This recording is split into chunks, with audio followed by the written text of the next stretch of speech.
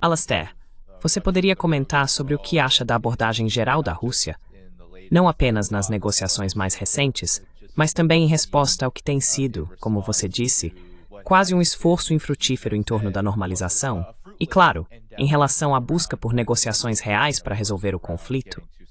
A grande mídia ocidental tem estado bastante alarmada com os avanços da Rússia no campo de batalha.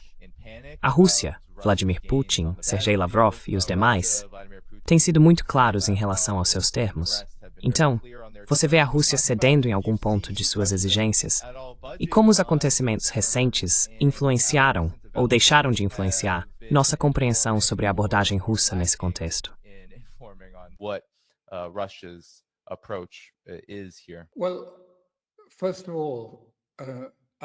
Bem, antes de tudo, acho que a equipe dele adotou uma abordagem totalmente equivocada em relação a todo esse processo. A facção liderada por Kellogg tem sido absolutamente inflexível quanto a um cessar-fogo imediato, e só depois disso podemos conversar. Aparentemente, Kellogg baseia isso em sua experiência de carreira, em que você sabe, de repente, a linha de contato virou a linha definitiva, e ficou por isso mesmo. E então disseram, bem, vamos negociar um acordo entre as duas Coreias depois. Bem, aqui estamos nós. Quantos anos depois? E não há acordo. E não houve solução política. Putin entende isso. E ele entende que o objetivo disso é dar aos Estados Unidos uma sensação de vitória. Que se o conflito for chamado de congelado, eles continuam dizendo que é um conflito congelado. Não tem sido um conflito congelado.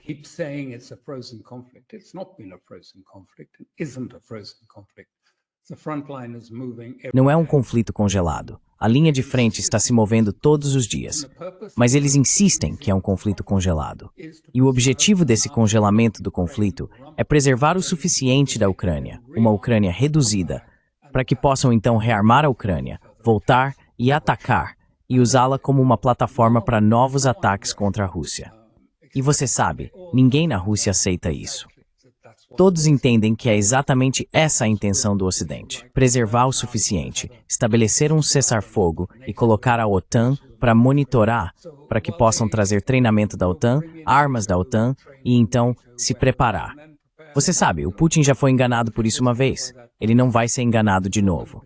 Estive na Rússia não faz muito tempo e o clima mudou bastante. Os russos como um todo, e eu estava em parte em São Petersburgo, que é uma capital muito liberal.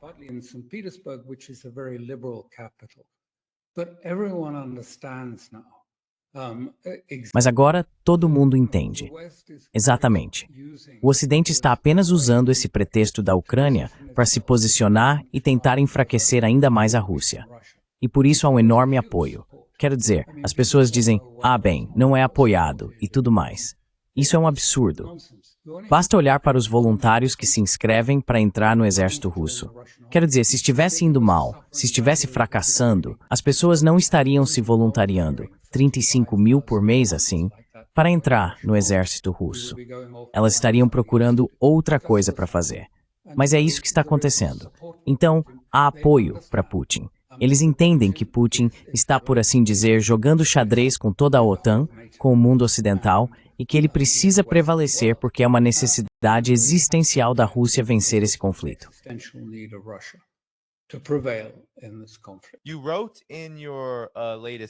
Você escreveu em seu último artigo sobre como a Rússia está tentando compreender as várias limitações de Trump.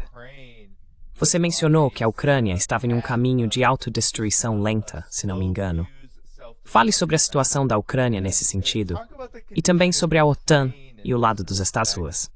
Porque estou me perguntando se as conversas são mais sobre eles, mais sobre a situação deles, do que sobre as necessidades e desejos específicos da Rússia.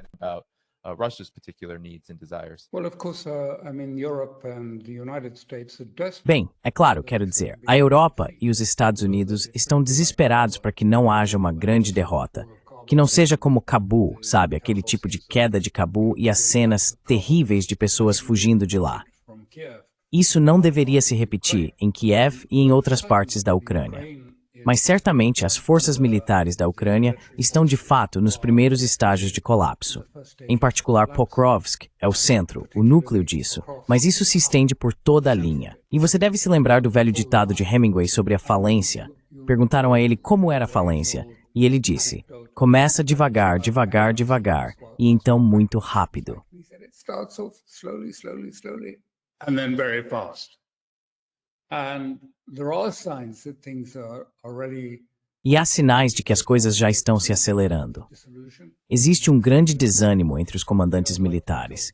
Eles não gostam de ouvir: vocês têm que defender esta vila até o último homem, quando os russos simplesmente os superam em número e apoio militar.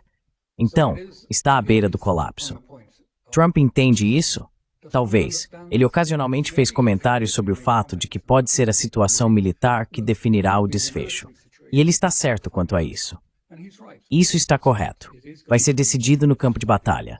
Não em negociações em Istambul. Será decidido no campo de batalha. Os detalhes podem ser sim.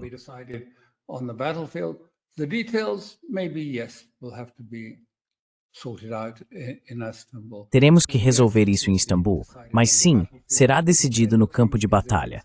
E parece que está cada vez mais próximo de uma resolução final, um desfecho para esse conflito. E é por isso que eles estão tão desesperados para conseguir algo que possa ser apresentado ao público americano, como, você sabe, a América venceu de novo. Não fomos derrotados. Nós realmente vencemos. E a Rússia foi enfraquecida por todo esse processo. Quero dizer, claro, isso é um absurdo, mas, cada vez mais, o Ocidente depende de narrativas em vez de fatos concretos para convencer as pessoas. Sempre podemos construir ou criar uma narrativa para sugerir que pode parecer derrota, mas na verdade foi uma vitória. Só que isso está se tornando cada vez menos crível, e todos entendem isso.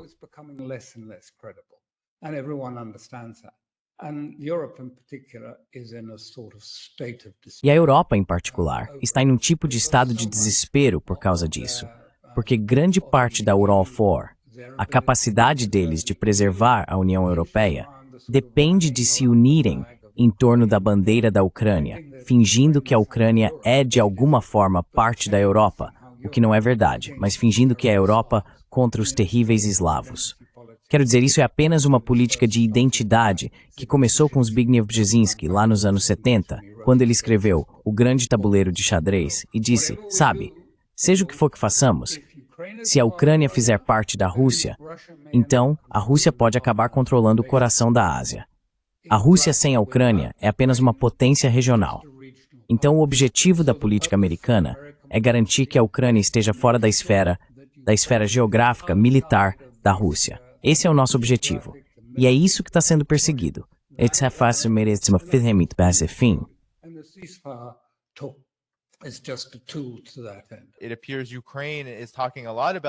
Parece que a Ucrânia tem falado muito sobre um cessar-fogo e sobre o período pós-guerra ultimamente.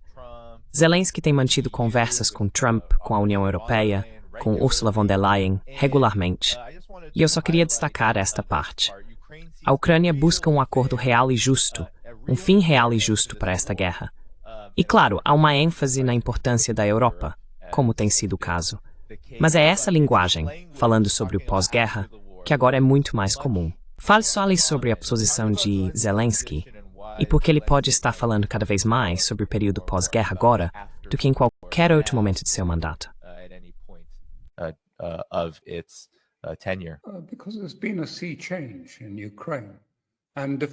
Porque houve uma grande mudança na Ucrânia, e a derrota agora é evidente para todo o exército ucraniano. Isso é até aparente para os líderes militares europeus. Eles conseguem ver que a derrota é inevitável. É apenas uma questão de quanto tempo vai levar. Eles estão apenas tentando retardar o processo e encontrar alguma forma de adiá-lo ou empurrá-lo para frente o suficiente para que reste algo que eles possam então transformar em outro, por assim dizer. Proxy da OTAN em território ucraniano. Mas claro, é por isso que a operação especial foi concebida desde o início, para dizer que a Ucrânia precisa ser neutra, que sua capacidade de ter armas e armamentos será limitada e que terá que renunciar a qualquer tentativa de entrar na OTAN. Essas são as linhas vermelhas da Rússia. Acho que Putin vai continuar, mas pode não demorar muito até chegarmos a esse tipo de But it may situação. not be so long till we get near to that sort of level. And Zelensky is casting around. E Zelensky está procurando, debatendo, tentando encontrar uma solução para isso. Mas não há uma solução para isso, porque esses são os acontecimentos, esses são os fatos no terreno. A Ucrânia está perdendo a guerra, a Rússia está lentamente tomando os principais centros e, se preferir, posições estratégicas, militares. E em breve estará no Dnepr e talvez até em Kiev. E então, o que ele vai fazer? Ir para um governo no exílio ou algo assim? Bem, tudo isso é incerto. Não sabemos o que vai acontecer a seguir. Os russos provavelmente têm ideias melhores, e certamente eu tenho. Mas sabe, estamos entrando em um tipo de novo território, e isso está deixando o Ocidente profundamente inquieto. E, portanto, eles ameaçam e fazem bravatas e dizem, isso tem que ser feito. Mas a maior parte disso, como dizemos em inglês, é como água nas costas de um pato no caso do Putin. In English, water off a duck's back in the case of Putin. What exactly is happening to O que exatamente está acontecendo com Zelensky? Até mesmo a mídia ucraniana independente de Kiev está falando sobre a queda de sua popularidade. Claro, houve esses protestos sobre instituições que foram criadas quase que para sustentar a guerra na Ucrânia, como a NABU, e ainda assim, são justamente aqueles que apoiam isso que estão protestando contra ele, por causa das medidas que ele tomou em relação a essas chamadas agências anticorrupção. Então, o que está acontecendo? Parece que as coisas estão desmoronando. Mas qual é a sua compreensão sobre isso?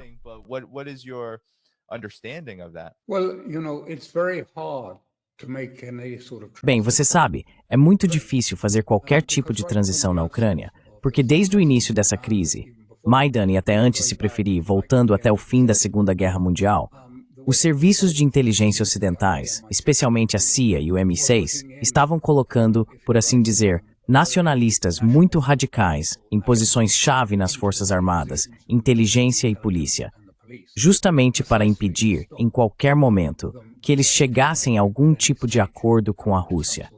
E eles ainda estão lá, ainda têm considerável poder e ainda exercem influência sobre Zelensky. Então é muito difícil passar para a próxima etapa, por assim dizer. O bebê não está nascendo facilmente, a próxima fase da Ucrânia. of the next stage to Ukraine.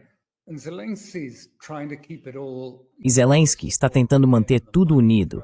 Você sabe, o apoio a ele, o dinheiro chegando, as armas chegando, para que ele possa fingir que há uma chance, talvez em algum momento no futuro, de que possam recuperar a Crimeia e todos esses outros territórios, se apenas você vier em seu auxílio. Mas quero dizer, essencialmente, uma derrota é uma derrota, e isso tem grandes consequências, consequências psicológicas para o seu povo. Então, ele está tentando administrar isso não muito bem-sucedidamente. E acho que o Ocidente está procurando por alguém que gostariam de ter no lugar dele, mas realmente não há um candidato muito óbvio.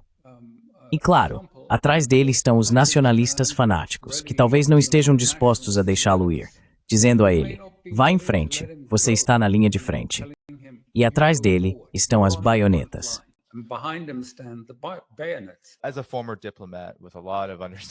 Como ex-diplomata com muito conhecimento e experiência nessa área, muitos membros da audiência me perguntam, e perguntam aos meus convidados, bem, então por que a Rússia?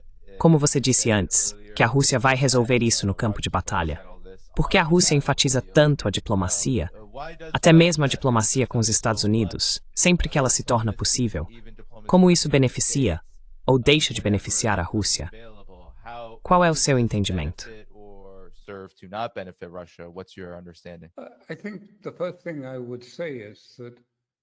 Acho que a primeira coisa que eu diria é que, como alguém que já participou dessas negociações, é sempre essencial manter um canal de comunicação aberto, ter alguma capacidade de se comunicar com seus adversários ou com o outro lado, se preferir. Então acredito que isso é muito importante, porque às vezes os acontecimentos podem levar quase à beira de uma guerra por causa de um mal-entendido, uma frase boba, mal interpretada ou algo assim. Já estive nessa situação, em que algo quase explodiu e tudo desmoronou, e era apenas um mal-entendido que existia. Portanto, canais de informação, canais de comunicação são importantes. channels of communication are important. But I think, what you have to understand. Mas eu acho que sabe o que você precisa entender, e o que tenho certeza de que seus telespectadores entendem, é que Putin não está lutando contra Kiev. Ele está lutando contra a OTAN como um todo. Toda ela, muitas de suas partes, estão na Ucrânia. Claro, o apoio de inteligência, as armas têm sido cruciais. A OTAN está totalmente envolvida nesse processo. E ele também está tentando lidar com a questão do Sul Global, a opinião no Sul Global, a opinião na Índia, na China. A China está claramente ao lado da Rússia, mas ele precisa pensar, sabe, no panorama geral. E acho que nesse contexto, ele está muito consciente da sensibilidade do psicológico americano.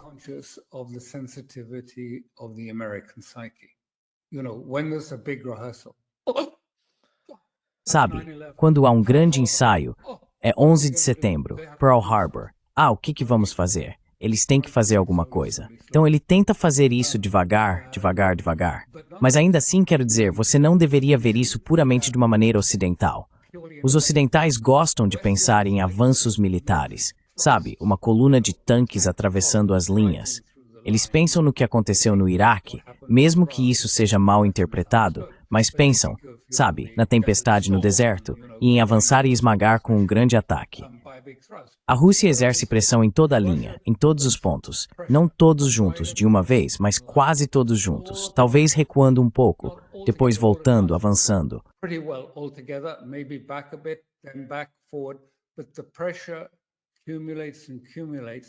Mas a pressão se acumula, e se acumula até que, em vez de haver um empurrão no meio, a coisa simplesmente se decompõe, simplesmente se desintegra sob esse tipo de pressão generalizada. Então a estratégia é bem diferente de como a OTAN ou o Ocidente a entendem, e isso leva a mal-entendidos. Mas Putin está sempre, e a Rússia tem sido muito clara, isso é uma ameaça existencial para nós. E a resposta para isso é que precisamos ter discussões, e eles estão dispostos a discutir. Eles até publicaram documentos, acho que em dezembro de 2023, dizendo que precisamos de uma arquitetura de segurança adequada na Europa. E eu acho que isso deve ser perfeitamente óbvio para todos que estão assistindo a este vídeo. Nós realmente precisamos disso, porque nenhum de nós quer acabar em algo que escale para uma guerra nuclear. In something that escalates into a nuclear war. Você percebe que algumas pessoas no meu canal já disseram aqui que a única maneira de impor esse tipo de arquitetura de segurança, a única forma de abordar as causas profundas, como a Rússia colocou, para realmente alcançar a desmilitarização e desnazificação da Ucrânia, seria basicamente adotar uma postura não só de romper as linhas de frente, mas também de tomar Odessa e avançar ainda mais, até o ponto que o controle político em Kiev seja ditado pela Rússia. Você enxerga dessa forma? Ou existe outro caminho para sair dessa situação?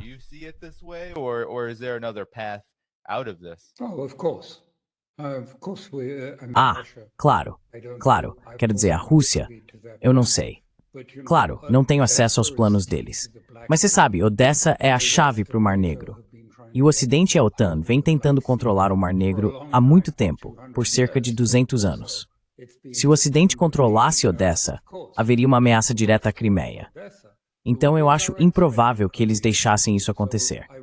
Até onde eles iriam? Quero dizer, acho que você sabe, já estive em situações, não sou militar, mas estive no Afeganistão. É impressionante como, quando algo acontece, tudo se desenrola como uma avalanche. Você começa com uma pequena mudança e, de repente, as coisas vão deslizando.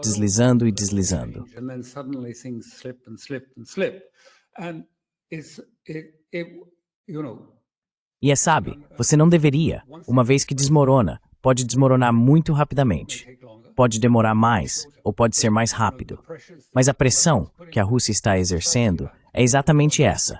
Chegar ao ponto em que há um colapso sistêmico, não apenas do exército, mas o colapso sistêmico de toda a estrutura dos nacionalistas extremos em Kiev e de todo o sistema. E quando isso acontecer, então acho que a Rússia vai recuar um pouco, e veremos quem vai se apresentar e querer assumir a tarefa de restaurar a restauração ucraniana da vida normal, que é o que todos querem na Ucrânia. Voltar a uma Ucrânia sob algo como um governo eficaz. under something like an effective government. Yeah. And the Sim, e a questão é, será que o Ocidente, o Ocidente coletivo, pode aceitar um cenário assim? such a scenario. No. That's- no. No, but they may have to. I mean, Não, mas talvez eles tenham que aceitar. they may have Quero dizer, sabe, é isso. Talvez eles tenham que aceitar. to put up with E sabe, você tem que aguentar. Eles tiveram que aguentar o que aconteceu em Cabul. Sabe, é a vida. É isso que os fatos no campo de batalha significam. Se você é derrotado, está derrotado, e isso dói. Você tem que se reerguer, se recompor e aceitar. Vai ser muito difícil, mais difícil para os europeus do que para os americanos, porque foi uma série de derrotas em Israel, no Botham-U. defeats in the financial field. And the European Union, E a União Europeia, você sabe, realmente só tem essa cola. É uma cola muito estranha, porque é uma identidade artificial que foi criada para dar essa coesão. Mas eles só têm essa cola. E uma vez que isso caia, você verá os estados bálticos indo em uma direção, verá a Itália, a Espanha e os países mediterrâneos dizendo: "Ah, queremos ter boas relações com a Rússia." Muitos alemães dirão: "Vamos reiniciar o Nord Stream." E a UE não vai sobreviver a isso. and the EU will not survive that, I think.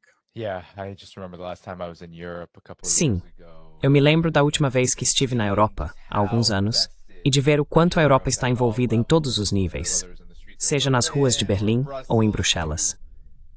Dá para perceber o quanto a Europa está imersa e investida nesse conflito. E como você disse, isso está tão diretamente ligado à vida econômica deles agora, que sair dessa situação vai ser muito desafiador. Very challenging. Yeah, sure. What you say is true of the elites of the Yes, establishment. exactly. O que você disse é verdade sobre as elites, sobre o establishment. Não é verdade sobre o povo. Sabe, não há um clamor por guerra com a Rússia na Europa. Isso é uma ficção. Quero dizer, eu moro aqui na Itália e posso te dizer que ninguém está ansioso para ir à guerra com a Rússia. E todos estão sentindo a dor econômica. E sabe, eles desprezam aquelas elites em Bruxelas. Eles realmente não gostam delas e sabem que as elites também os desprezam.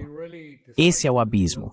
Então, não é Thor Nick Singstens Strain. So it's not all of Europe Oh, totally. in that sense.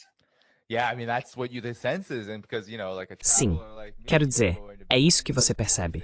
E porque sabe, como um viajante como eu, você vai estar nessas áreas turísticas, nessas capitais. E é aí que a mensagem, a construção da narrativa, está por toda parte. É assim que eles estão tentando fazer. E falharam. Eles falharam em convencer as pessoas de que esse é um projeto que vale a pena. E poxa, já se passaram quase 3 anos, e acho que os resultados falam por si só. years now, and I think the results speak for themselves.